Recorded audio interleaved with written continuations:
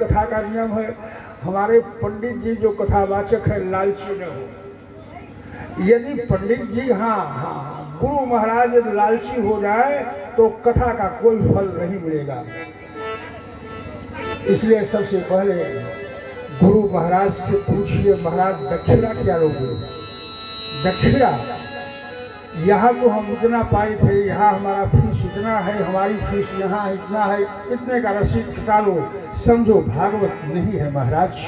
अरे भागवत तो यह श्रद्धा की विषय वस्तु है। भागवत की कथा सुनाने का अधिकार यदि आपको मिला है तो कथा आप सुनाइए।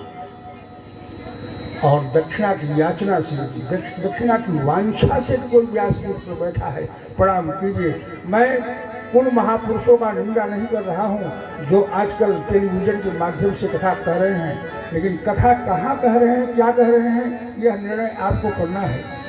आप अपने गुरुजन से इस आधार पर कथा सुने, जो कुछ होगा महाराज तुलसी पत्र हम आपको प्रदान करेंगे, बस कितने से अर्थ रखा जाए। बहुत तामसी ब्राह्मण से भी कथा नहीं सुननी चाहिए, महाराज रह करके दुर्वासा ऋषि बन जाए, प्रणाम करिए इनसे। महाराज को बहुत सुशील होना चाहिए, जब करने वाले ब्राह्मण को भी बहुत परीक्षण कर लेना चाहिए, और जो भी यज्ञ में भाग लेने वाले हैं सबका सम्यक परीक्षण करते हुए कथा सुनने का नियम यह है भैया कि यदि वक्ता का मुंह पूरब हो जाए तो श्रोता का मुंह उत्तर दिशा में होना चाहिए, और यदि वक्ता का मुंह उत्तर दिशा में हो तो श्रोता का मुंह पूर्व दिशा में होना चाहिए। इस दो दिशाओं के अतिरिक्त किसी दिशा में भागवत सप्ताह सुनने का विधान नहीं है। जैसे चाहिए वैसे बैठ जाइए, प्रयाग घाट की बात दूसरी है, वहाँ के लिए नहीं है। देखिए, यदि कथा हो जाए, कथा को मैंने कल एक उदाहरण देते हुए स्पष्ट किया था कि जब कथा प्रथम स्कंद से प्रारंभ होगी उस दिन से लेकर के 7 दिन तक भागवत होनी चाहिए। अगले दिन हवन का आयोजन होना चाहिए, इसलिए कथा मिलाकर के 9 दिन की होनी चाहिए। और हवन जो है, हवन कथा के उपरांत हो जाए, कथा समाप्त हो जाते। यदि व्यास जी कमजोर हैं तो पाठ करने वाले एक सहायक को बैठाएं, वो पाठ करे और फिर उसकी व्याख्या का अर्थ बहुत विस्तार के साथ नहीं, बहुत संक्षेप में व्याख्या करते हुए। लेकिन एक बात और सचेतन करना चाहता हूँ, टेप करते हैं, हम सोचते हैं कि टेप जो है हमारा प्रसारित हो, कथा कोई छूटनी नहीं चाहिए। व्याख्या भले छोटी हो लेकिन कथा छूटनी नहीं चाहिए। कथा छोटी करिए, व्याख्या छोटी करिए, हर कथा का आप नाम लेते चलिए। और इसके पश्चात हवन करने के समय 12 स्कंद से हवन हो जाए तो क्या पूछना है, नहीं होता है। साथ 10वें स्कंद के प्रति श्लोक से हवन हो जाए तो बड़ी सुंदर बात है। जब 10वें स्कंद के प्रति श्लोक से हवन नहीं होती है तब आप 12 स्कंद से कहिए हवन करिए अथवा गायत्री मंत्र से करिए। हवन कथा सुनने के पश्चात सिर्फ ब्राह्मण को 12 ब्राह्मणों को भोजन, खीर और यही प्रसाद दिलाना लिखा है, इसलिए कि गरीब से गरीब लोग भी भागवत सुने। एक बात हम निवेदन करेंगे समाज से, आप कथा में वाही प्रदर्शन मत करिए। हम पंडित लोग तो प्रदर्शन करते हैं महाराज, हाँ हमारे पास कुछ नहीं है लेकिन प्रदर्शन है।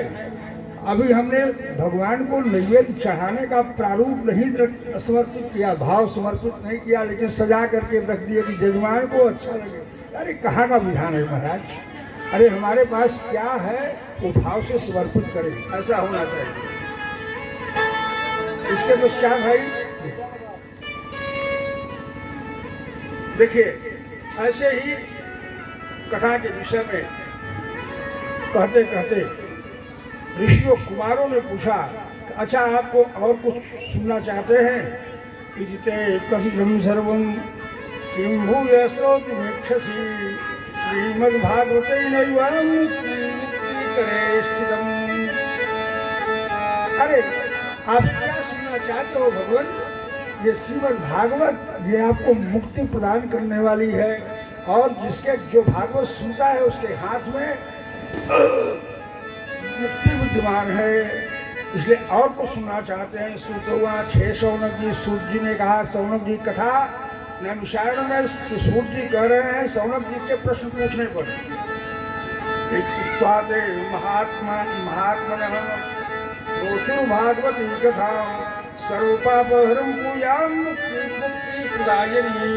इस मुक्ति देने वाली कथा का प्रारंभ पूरा करते हैं। और नारद जी बोलते हैं, नारद जी ऋषि कुमारों से कह रहे हैं धन्योस्म अनुग्रहीतोस्मि भवद्भिः करुणापरैः अद्य मे भगवान लब्धा सर्वपाप हरौ भवप्रहरे सर्वपाप हरौ भरे। सुनो भाई, आप हे भगवान, मैं आपसे कृतार्थ हो गया। इसलिए कृतार्थ हो गया कि आपने कथा सुना करके इस भव सागर से पार करने के लिए एक सुगम मार्ग प्रस्तुत कर दिया है। श्रुतवाच एवं ब्रुवत्वे तत्र नारदैव शृणोत्तमैः परिभ्रम समायाता सुखो योगेश्वरस्तथा। जैसे सनक नंदन की कथा कह रहे थे नारद सिंह से, ठीक उसी समय में कौन आ जा रहे हैं, तत्रादिजौ षोडशवार्षिकस्तथा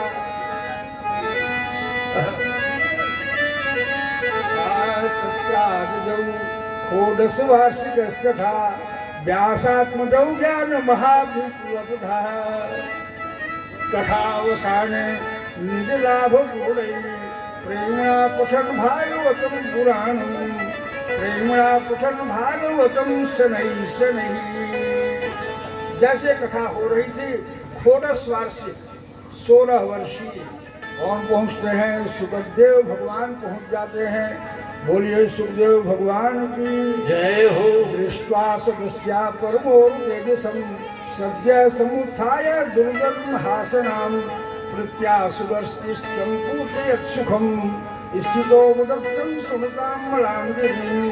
सभी लोगों ने सुखदेव जी को प्रणाम किया है और प्रणाम करते हुए सुखदेव जी बोलते हैं, क्या बोलते हैं, निगम कल्पतरोर्गलितं फलं सुखमुखादमृतद्रवसंयुतं पिबति भागवतं रसमालयं मुहुर्हो रसिका भूरि भावुका मुहुर्हो रसिका भूरि भावुका।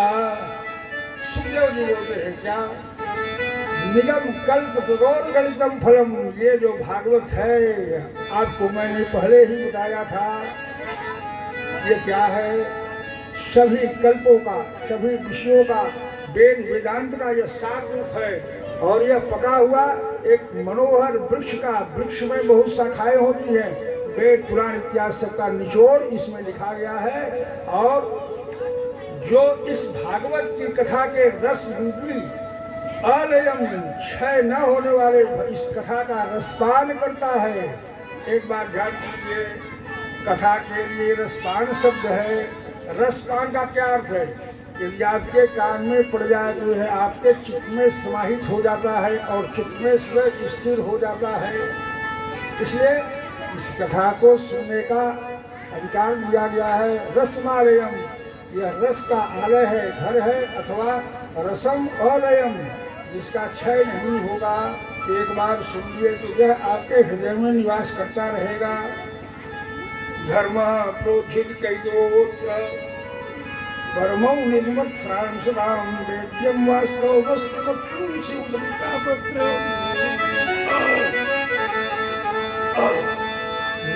श्रीमद्भागवते महामुनि कृते सुरभर तुम्हें बता